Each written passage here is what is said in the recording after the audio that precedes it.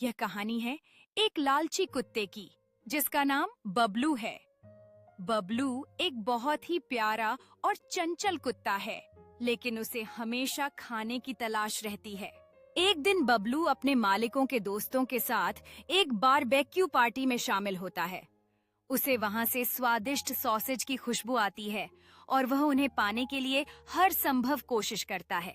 बबलू अपनी चालाकी से मेज के कपड़े को खींचता है, जिससे प्लेट गिर जाती है और सॉसेज जमीन पर बिखर जाते हैं।